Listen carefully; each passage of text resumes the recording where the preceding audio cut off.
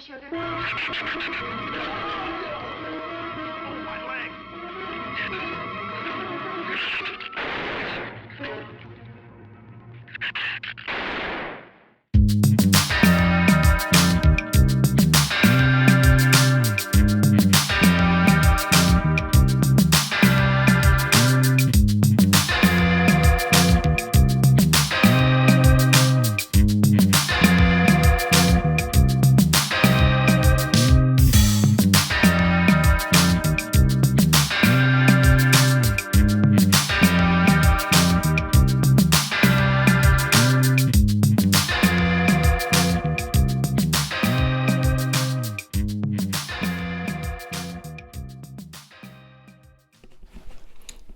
Hey gang, Uncle Todd here, and today we are looking at a film I remember from my childhood, seeing it on TV in the afternoon on Superhost.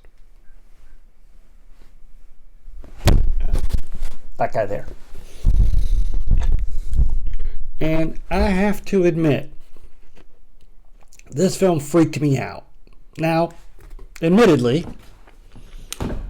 I was 7, maybe 8 at the time.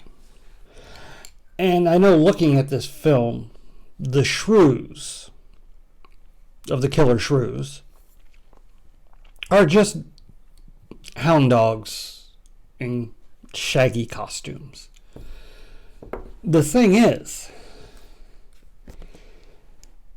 as a very imaginative 7 or 8-year-old, I bought into it.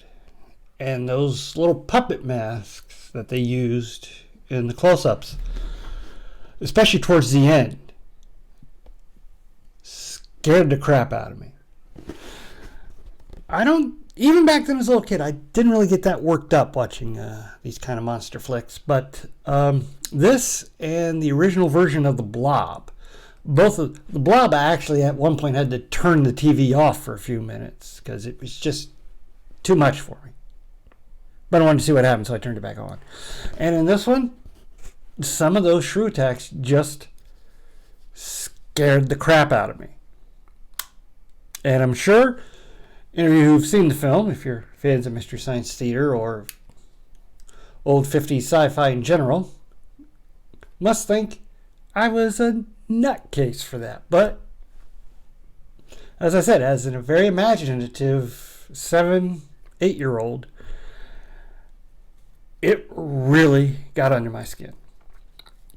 Now, the film opens with some narration in which we learn that there is not a more vicious animal in the animal kingdom than the shrew. But they're only like about that big. You know, kind of size of a small mole. And they have to eat their weight, or double their weight, every 24 hours. Because of their high metabolism, or die. They'll starve to death. And such, they will eat everything, even bones. Of course, their prey is not that big, but this will come into play later. Right now, we're introduced to our hero, Sherman Thorne, played by James Best of Dukes of Hazzard fame. He tended to play a lot of, before his big TV stardom, he tended to play a lot of rather angry characters. He popped up on Andy Griffith. He popped up on a lot of westerns, especially Twilight Zone when they would do a western set story. He played in 2 of those. 2 of their better ones, too, I thought. And he was always kind of irascible and angry a lot of the time. And, well, here, I'll show you what I mean. You know something? If this thing had an automatic pilot, I wouldn't have to put up with you. Then you wouldn't have nobody to chew out. And they're friends. Okay, that gives you an idea of his personality. Anyway, they get to the shore of this small island. And this is Thorne's first run to this island with supplies. He bought the route from the previous charter captain. I'm not sure what you would call it. And it's not given the most pleasant of greetings.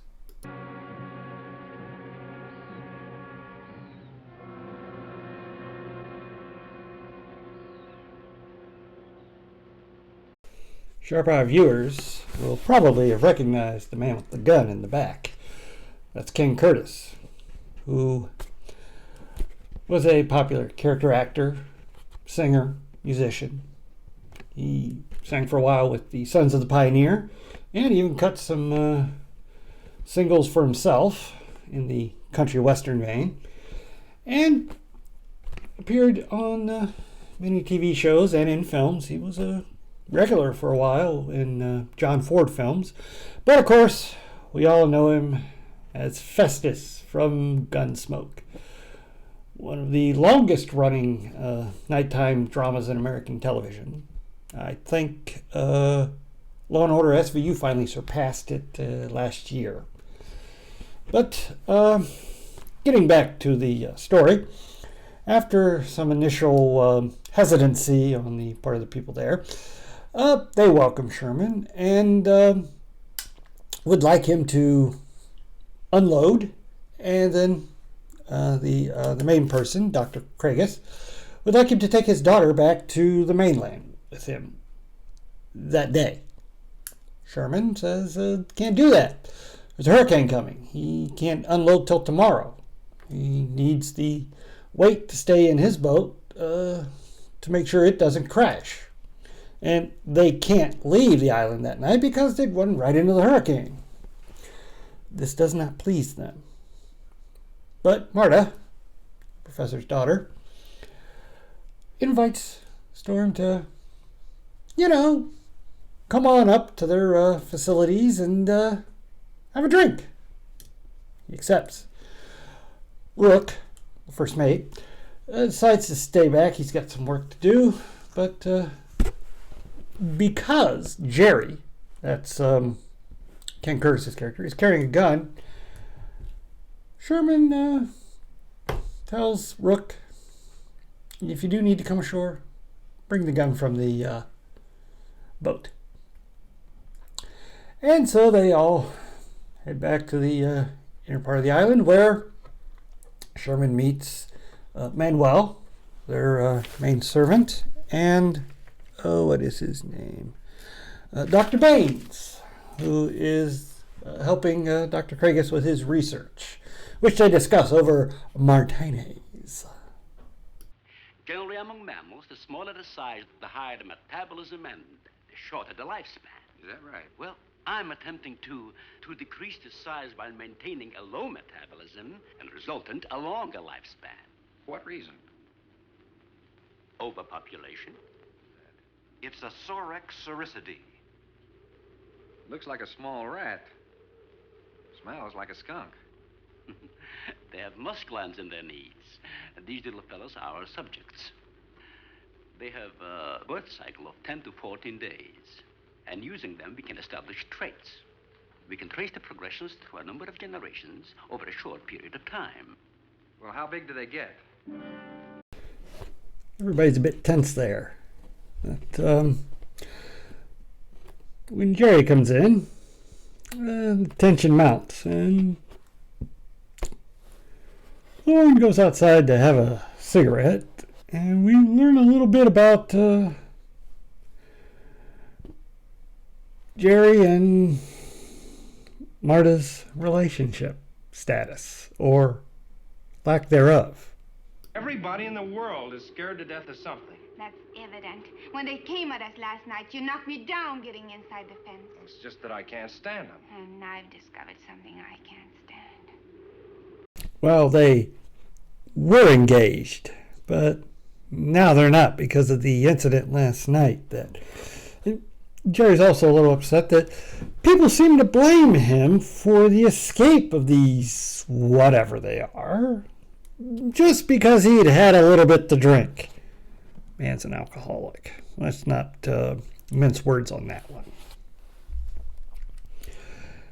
Meanwhile, Rook comes ashore to with some stout ropes to lash the boat to some sturdy trees to help it ride out the hurricane. And something, a lot of somethings, well, it doesn't end well for him.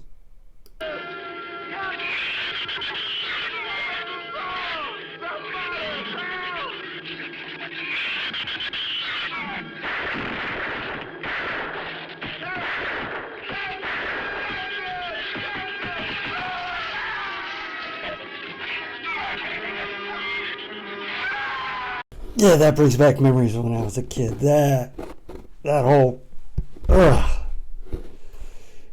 I liked Rook. And to see him go like that. Ugh. Anywho, back at the compound, Sherman declines Marta's offer of staying for dinner. He wants to get back to the boat. Night's fallen, though, and she says he can't leave. And this leads to one of my favorite bits of dialogue. Bit curious?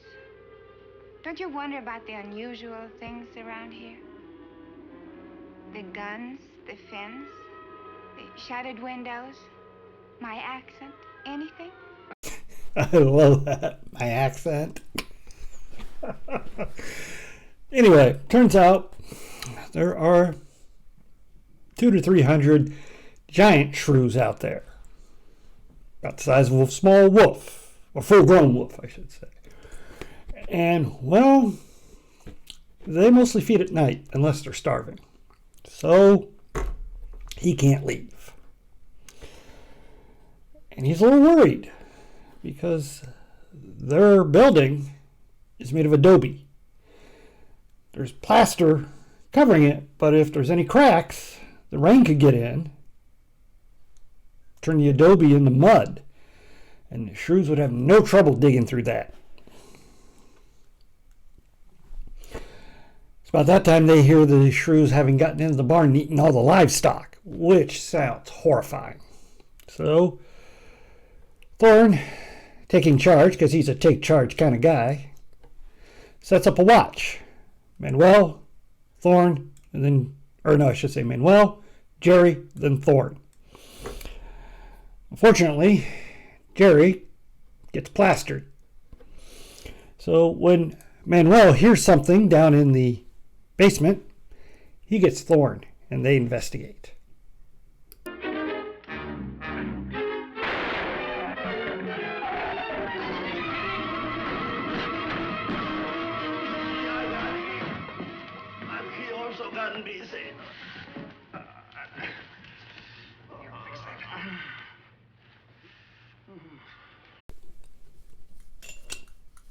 Taz came in to see if he could beg for any food. Anyway, fortunately, Jerry's tourniquet doesn't do any good. Manuel dies almost instantly. Seems a while back they tried to poison the shrews, and all the shrews did was incorporate the poison into their system, so now their bite is deadly. The rest of the night passes uneventfully. Then Thorne and Jerry make their way to the shore to see if they can get a hold of Rook.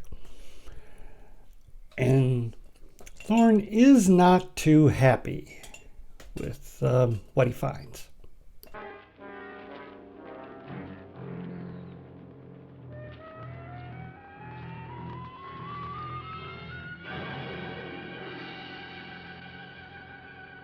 This is the gun we had on the boat.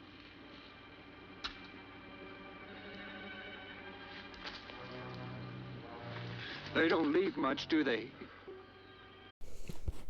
No time to slap Jerry around, though. Have to do that later. Because right now, they're being chased by shrews, where, once again, Jerry shows his true colors.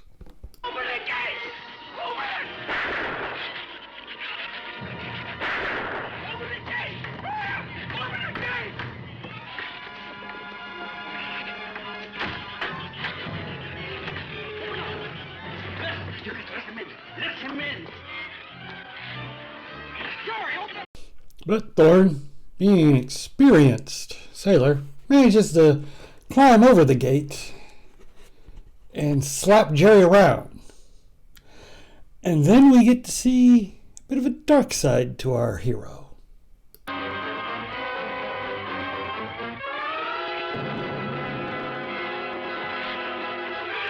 heaven's sakes, Doctor, stop him!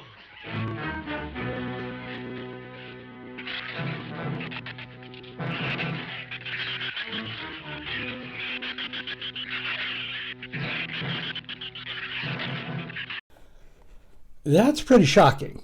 I mean, not today. You know, we have heroes that are, I mean, since the advent of James Bond, we've had heroes that do very unheroic things. You know, also Clint Eastwood's spaghetti westerns. But 1950s, you did not have a hero just even contemplate throwing an unconscious man to his death, no matter how much he might have deserved it. Well, having recovered from that, they find that the Shrews have gotten into the kitchen, and Dr. Baines proves he is a truly dedicated scientist.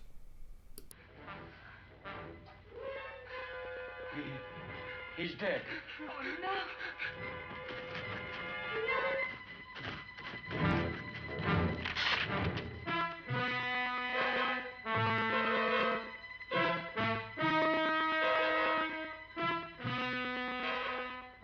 He recorded every symptom and reaction right up to the moment of his death. He will not have died in vain. Sorry. No time to mourn his loss. The Shrews are starting to dig in through the walls. Thorne's fears were well-founded. Well, driven out into the courtyard of the area, which is fenced in, Jerry climbs to the roof for safety. Meanwhile, Thorne finds some empty metal canisters and comes up with a brilliant idea, cutting eye holes in them and then strapping them together so that they can't be turned over. They're like little mini tanks, and they can duck walk to the shore. Yes, this is the only film in history in which the heroes survive by duck walking inside a can. Jerry decides not to join them. So, while they leave, he waits, and when the Shrews all follow them, he makes a run for it.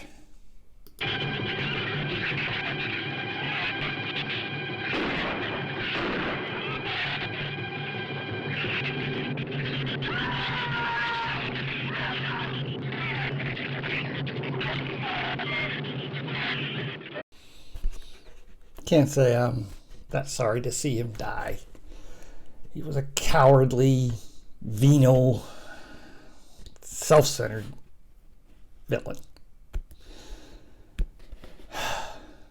But the rest of our survivors are finding there are some problems with their mode of escape.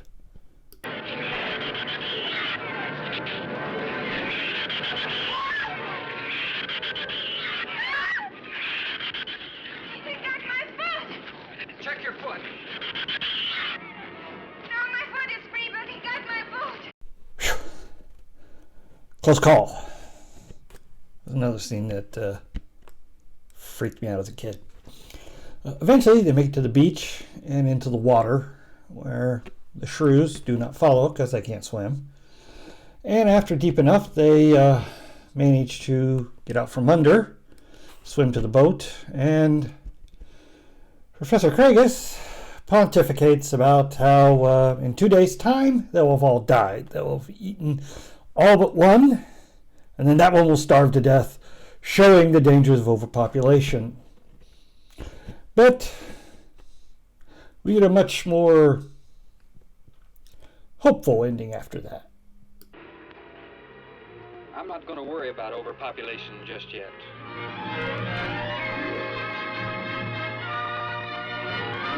Yay! We're gonna do it! Well, being the 50s, they will, of course, get married first. But, yeah, this is a pretty good film for a low-budget 50s film. I mean, yeah, there's a lot you make fun of, but it's well acted. The science isn't too wonky, and it's easy to follow. And despite the fakeness of the shrews themselves, especially in long shots, they can be intimidating with that little sound they make. And now, this was produced by Gordon McClellan, who also played Dr. Baines. And you could tell he wasn't really much of an actor. But what he was rich. And he owned several radio stations as well as a string of drive-in theaters in Texas. And what better way to utilize those properties than to make a double feature? He made this one along with The Giant Gila Monster, starring Don Sullivan, and then advertise them on his radio stations and show them in his drive-in theaters. And actually, this double feature did very well. It's very lucrative. He didn't just play locally, it played nationally. Even played overseas.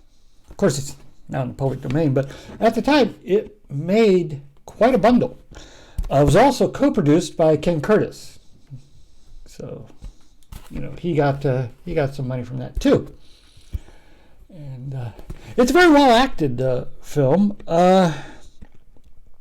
Well, by Best and Curtis, they were pros, of course, and it is something to see Curtis not only clean shaven, but so unlikable. And of course, Best, who you mostly remember as the from Dukes of Hazzard. He owns this film. He is at times scary, charming, explosive. I mean, he runs the gamut of emotions here. And I do like the interpretation of him not being a good old boy, but more of a rather testy southerner, as you might say. Tetchy. He does not like to be played for a fool. Now, Ingrid Good, who played Marta, she was actually a beauty queen. She was Miss Sweden in 1956, and then the following year competed in Miss Universe pageant. Did not win. But she made a lot of films in Sweden and some in America, like this one. And I love that line about her accent. The rest kind of middling there. And as I said before, the costuming on the dogs, not that scary. But those puppet heads, they're nasty with those huge teeth and everything. But yeah, a very well-made film for the time. And a little slow in the beginning, with a lot of conversations and some bad humor. But about the halfway point, it really ramps up. And I would highly recommend it if you like cheesy 50s films. Please hit like and share and subscribe. And as always, please stay after the credits for my favorite scene.